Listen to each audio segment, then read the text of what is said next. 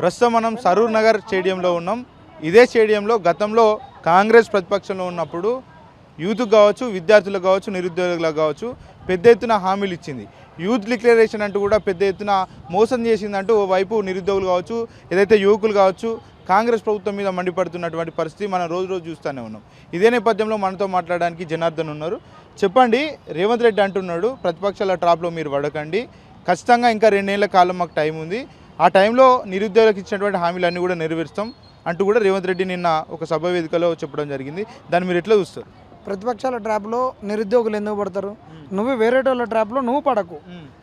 నువ్వు ప్రతిపక్షాలు మాట్లాడుతున్న దాంట్లో నువ్వు పడకు. ఈరోజు మిమ్మల్ని గెలిపించడానికి కృషి చేసినటువంటి వాళ్ళు నిరుద్యోగులు. ఈ విధంగా నువ్వు ఇచ్చినటువంటి యూత్ డిక్లరేషన్ పట్టుకొని పోయినటువంటి వాళ్ళం మేము. మీరు అనవసరంగా మీరు ఎందుకు మమ్మల్ని ఆగం చేస్తున్నారు?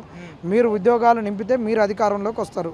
చేయాల్సినటువంటి చేయక నువ్వు వేరే చేసుకుంటా మమ్మల్ని అనడం ఎక్కడిది అని కాంగ్రెస్ నిలదీస్తున్నాం. ఏమన్నా తలకాయ ఉందా? మొన్నటి వరకు ఎస్సీ రిజర్వేషన్ అన్నావు, వర్గీకరణ కావాలన్నావు, అదే అయిపోయినాక ఉద్యోగాలు అన్నావు, ఇప్పుడు బీసీ రిజర్వేషన్ అంటున్నావు. బీసీ రిజర్వేషన్ అయ్యేదా పోయేదా? అసలు ఎస్సీ రిజర్వేషన్ వల్ల నోటిఫికేషన్ లాగవు, తీసుకొచ్చి పెట్టినావు. ఎస్సీ రిజర్వేషన్కి చేసేటటువంటి ప్రతిపాదిక జనాభా లెక్కలే ఇప్పుడు ప్రతిపాదిక కాదని కోర్టులో కేసేస్తున్నారు. బీసీ రిజర్వేషన్ ఎట్ట ఒప్పుకుంటారు? రాజ్యాంగం ఎట్ట ఒప్పుకుంటుంది? మీరంతా సాగదీతే కదా, నిరుద్యోగులు చంపడమే కదా మీ ఏకైక లక్ష్యము. కాబట్టి దీనిని నిరుద్యోగులు తీవ్రంగా ఖండిస్తున్నాం. కాంగ్రెస్ పార్టీ వాళ్ళు ఇప్పటికైనా బుద్ధి తెచ్చుకోరి. అక్కడ బీఆర్ఎస్ వాడు సభ పెట్టిండు, వాన్ కాడికి పోయిర్రు, ఈయన కాడికి పోయిర్రు, మీరు ఈయన ట్రాప్లో పడుతున్నారు, బీజేపీ ఓన్ ట్రాప్లో పడతారు, కమ్యూనిస్ట్ ఓన్ ట్రాప్లో పడతారు, మేము ఓన్ ట్రాప్లో సరే మేము ట్రాప్లో పడుతున్నాం. మరి సిగ్గు లేకుండా మరి వాళ్ళతో నువ్వెందుకు పొత్తులు పెట్టుకుంటావు? ఇలా కమ్యూనిస్ట్ వాళ్ళు మన సభ పెట్టారు, కమ్యూనిస్ట్ వాళ్ళతో అధికారాన్ని పంచుకుంటుంది నువ్వు కాదా చెప్పు? నీ పార్టీలో ఉన్న వాళ్ళే నువ్వు చక్కగా చేయట్లేమని మాట్లాడుతున్నారు కదా. దయచేసి కాంగ్రెస్ వాళ్ళు ఇప్పటికైనా బుద్ధి తెచ్చుకొని ఈ మరణాలను ఆపి ఉద్యోగాలు ఇస్తే మంచిది. ఉద్యోగాలు ఇవ్వనప్పుడు ప్రజాస్వామ్యంలో ప్రతిపక్షాలు వాళ్ళ పాత్ర వాళ్ళు పోషించడానికి ముందుకు వస్తారు, చేస్తారు. ప్రతిపక్షాలు కూడా వాళ్ళ పాత్ర పోషించే క్రమంలో చాలా ఏ విధంగా చేయాలి ఏందనేది చేయాలి. కానీ మీరు కూడా వచ్చి ఏదో ఒకటి మాట్లాడి అబాస్పాలయ్యి రేవంత్ రెడ్డి తోట మీరు తిట్టించుకొని, రేవంత్ రెడ్డి తిట్టినాక మీరు ఒకటి తిట్టుకొని ఒకడొకడు రాజకీయ ప్రసంగాలు చేసుకుంటే నిరుద్యోగులకు ఒరిగేది ఏం లేదని చెప్తున్నారు. రాజ్యాంగ పదవిలో ఉన్నటువంటి రేవంత్ రెడ్డి నిరుద్యోగులు ఎగ్జామ్ రాస్తే రాయండి, లేకపోతే ఎంట్రీని దాగి చచ్చిపోయినట్టు కూడా వ్యాఖ్యలు చేశారు. దాన్ని మీరు ఏ విధంగా చూస్తారు? రేవంత్ రెడ్డికి ఎప్పుడో చెప్పినవి ఇవాళ కాదన్న. రేవంత్ రెడ్డి భాష మీద వచ్చిన నెల రోజులకే చెప్పినాము. ఆయన ఇంకా పాయింట్లు ఇడుస్తాము, అది ఇడుస్తాం, ఇది ఇడుస్తాం అన్నప్పుడు మీరు ఒక ముఖ్యమంత్రి దీనిని సహించేది లేదు. ఎందుకంటే మీ చైర్కి ఉండేటటువంటి హోదా ఉంటుంది. ప్రతిపక్ష పాత్ర పోషించినప్పుడు వాడిన భాషని ఇప్పుడు విడనాడండి. అధికారం నడుపుతున్నటువంటి ఒక ముఖ్యమంత్రిగా, కాన్స్టిట్యూషన్ చైర్గా మీకు విలువనిచ్చి మాట్లాడండి. అదే భాషను వేరేటోళ్ళకి ట్రాన్స్ఫర్ చేయండి. నీ కింద ఫహీం ఖురేషీ ఉన్నాడు, రోహిన్ రెడ్డి ఉన్నాడు, నీ కాడ ఉన్నటువంటి సామ రామ్మోహన్ రెడ్డి ఉన్నాడు, ఇంకొకళ్ళు నీ మంది మార్బాలం ఉన్నారు కదా, వేం నరేందర్ రెడ్డి ఉన్నాడు, అలాంటి వాళ్ళకి ఇవ్వండి. కానీ ముఖ్యమంత్రిగా మీరు మాట్లాడొద్దని చెప్పినావు. వాళ్ళు ఇప్పటికైనా భాషను మార్చుకుంటే మంచిది. నువ్వు భాష మార్చుకోకుండా వేరే అంటే మళ్ళీ నేను కేసులు పెడతాంటే అది ఎక్కడిది? నువ్వు నేర్పిన పాటలో ఇంకొకళ్ళు వస్తారు. కాంగ్రెస్ అధికారంలోకి వచ్చాక నిరుద్యోగులు పలు సందర్భాల్లో రోడ్లెక్కిరు, నిరసన తెలిపిరు, దీక్షలు చేసిర్రు, అమరనిర్హార దీక్ష చేసినటువంటి సందర్భం కూడా ఉంది. ఎప్పుడూ రానటువంటి బల్మూరి వెంకట్ నిన్న బీఆర్ఎస్ పార్టీ సభ పెట్టిన వెంటనే ఆయన స్టేజ్ మీద ఒక ఏదైతే నిరుద్యోగులకు సంబంధించినటువంటి ఫోటోలు పెట్టి ప్రదర్శన చేసినటువంటి పరిస్థితి కూడా కనబడింది.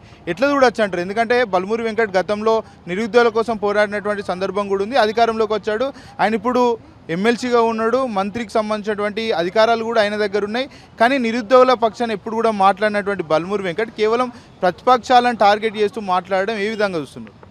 అదే చెప్తున్నాం కదా, నిన్నటి సభలో కూడా కేటీఆర్ గారు కూడా రాజకీయ ప్రసంగాలు చేయకుండా ఉండి అక్కడ ఉన్నటువంటి వాళ్ళందరూ కూడా గోడొల్లే పెట్టుకొని వాళ్ళు చేసిన తప్పిదాలు ఏంటిది, మేమేం చేయబోతున్నాం అనేది ఒకటి వస్తే కాంగ్రెస్ కృతిలో పడ్డ ఎలక సామెత అవుతుండే, ఇర్కాటంలో పడుతుండే.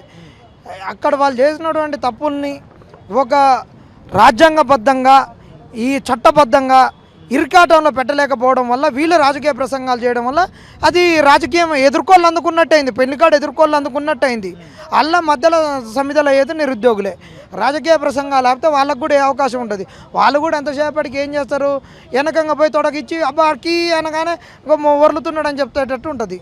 అందుకనే వాళ్ళకి అవకాశం ఇవ్వకుండా ఈ 2.5 సంవత్సరాలు చాలా మంచిగా నిరుద్యోగ సమస్యకు బీఆర్ఎస్ కూడా ఆ సమస్యను తగ్గియడానికి ప్రైవేట్ సెక్టార్లలో ఉద్యోగాలు కల్పించడానికి మీ దాంట్లో ఉన్నోళ్ళు చాలామంది ఉన్నారు. కంపెనీలు ఉన్నాయి, కాలేజీలు ఉన్నాయి, అన్నీ ఉన్నాయి. నిరుద్యోగ సమస్యను తగ్గించడానికి మీ వంతు కృషి చేస్తూ మీరు కూడా కొంత ముందుకు పోతే కాంగ్రెస్ వాళ్ళకు బుద్ధి వస్తుంది. ఈ సమస్యను చూసి కాంగ్రెస్ వాళ్ళు భయపడి అప్పుడు ఇలాంటి ఎదవ మాటలు మాట్లాడకుండా ఉంటారు. ఎప్పటికైనా అధికార పార్టీ ఎదవ మాటలు మాట్లాడడానికి ప్రయత్నించారు. అది బీఆర్ఎస్ కావచ్చు, కాంగ్రెస్ కావచ్చు, బీజేపీ కావచ్చు, ఇంకే పార్టీ అయినా కావచ్చు, ఎవరైనా అదే చేస్తారు.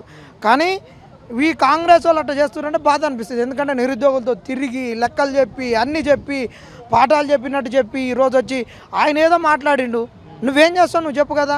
బీఆర్ఎస్ సభకు పోయినోడు బీఆర్ఎస్ వాడనో అదనో ఇదని మాట్లాడడం కరెక్ట్ కాదు. అంటే సభకు వెళ్ళిన వ్యక్తులంతా కూడా బీఆర్ఎస్ వ్యక్తులే, నిరుద్యోగులు ఎవరు కూడా వెళ్ళలేదంటూ కూడా ఒక రకమైనటువంటి కామెంట్ చేస్తూ ఉన్నారు. నిజంగా నిరుద్యోగులు ఆవేదన లేదా ప్రభుత్వం చేస్తున్నటువంటి అరాచకాల నేపథ్యంలో? అవన్నీ పక్కన పట్టేసి నిరుద్యోగ సమస్య ఉందా లేదా, మీరు ఇస్తున్నటువంటి హామీలు ఎన్ని, ఏవి నెరవేర్చారు లేదు, అంతా మీ ఆఫీసర్ల దగ్గర నుండి చిట్టా తెప్పించుకొని మీరు ఇంటెలిజెన్స్ రిపోర్ట్లు కూడా తెప్పించుకొని చేస్తే మంచిది. తప్పితే దీన్ని రాజకీయ కోణంలోనే చూపించి ఈరోజు చేస్తే ఇది వస్తుంది, రేపు చేస్తే మాకు బెనిఫిట్ అవుతుంది, ఎల్లుండి చేస్తే రాజకీయంగా నోటిఫికేషన్ దగ్గర మాకు బెనిఫిట్ అవుతుంది, ఎమ్మెల్సీ ఎన్నికలలో మేలు జరుగుద్ది, లేకుంటే ఎమ్మెల్సీ ఎన్నికలలో ఓడిపోతామా, ఈ అంచనాలతోటి మీరు చేస్తే మాత్రం ఖచ్చితంగా రాజకీయ సమాధి కట్టుడే.